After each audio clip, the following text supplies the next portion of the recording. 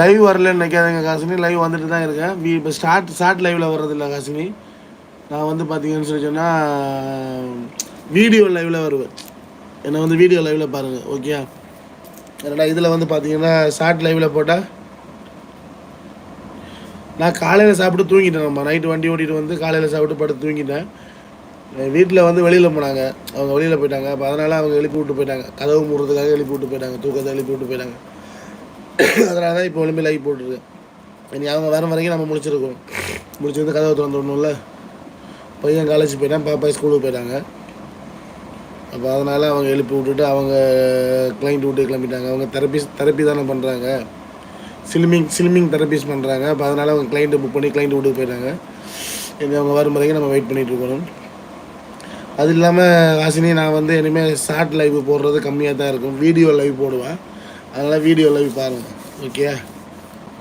இப்போ கொஞ்சம் இது மாதிரி கூட வீடியோ லைவ் போட்டேன். ஆனால் வீடியோ லைவ் போட்டால் யாருமே வரமாட்டேன்றாங்க. அதில் வீடியோ லைவில் போட்டால் தான் என் பையன் என்ன சொல்கிறாங்கன்னா வாட்சிங் ஹவுஸ் அது எல்லாமே வரும் அப்படின்னு சொல்கிறாங்க. சேனல் சீக்கிரமாக ரீச் ஆகும், வீடியோ லைவ் போடுங்க, இப்போ ஷார்ட் லைவ் போடாதீங்க அப்படின்னு சொல்லி என் பையன் சொன்னாங்க. அவன் அந்த யூடியூப்பில் இதை பார்த்துட்டு கூகுளில் பார்த்துட்டு சொன்னான் போல. சரி, அதனால் நம்ம இனிமேல் வீடியோ லைவ் தான் போடலான்னு இருக்கேன். காலையில் 10 மணிக்கு போடுவோம், அது இல்லைன்னா நைட்டு 12 மணிக்கு. இடையில எப்போயாவது போட்டால் கூட நம்ம இனிமேல் வீடியோ லைவில் தான் போடலாம்னு ஐடியா இருக்கேன். அதனால தான் சரி இந்த லைவ் இதை போட்டு இதில் நம்ம சொல்லிடலாம், இனிமேல் நம்ம வந்து வீடியோ லைவ் தான் போடுவோம் அப்படின்னு சொல்லிடலாம்னு. வேலை முடிச்சுட்டு வந்துட்டீங்களா?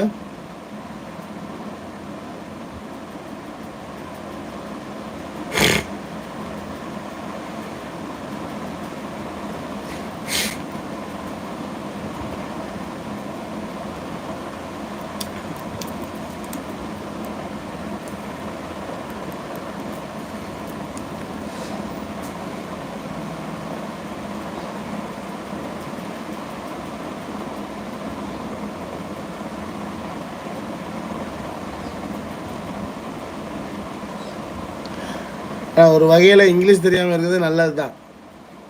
ஏன்னா கெட்ட கமெண்ட்டு போட்டாலும் தெரியாது, திட்டி போட்டாலும் தெரியாது, அசிங்கமாக போட்டாலும் தெரியாது.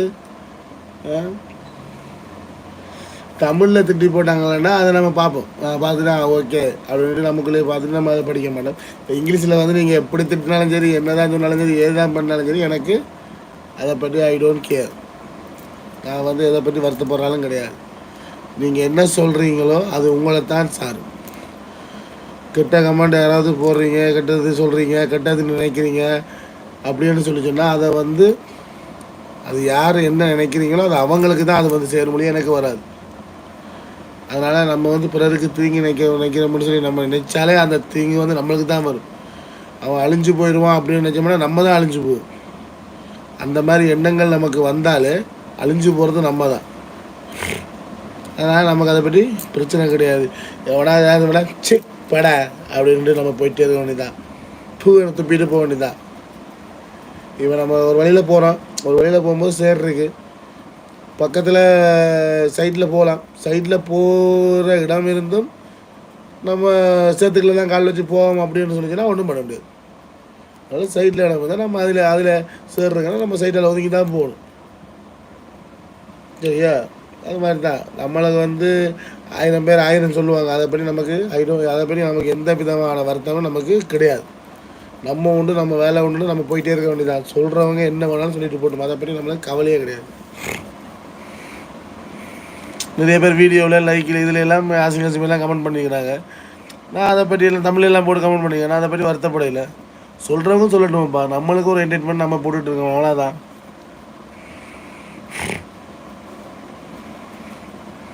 பிடிச்சா பாருங்கள், இல்லையா விடுங்க, அவ்வளோதான்.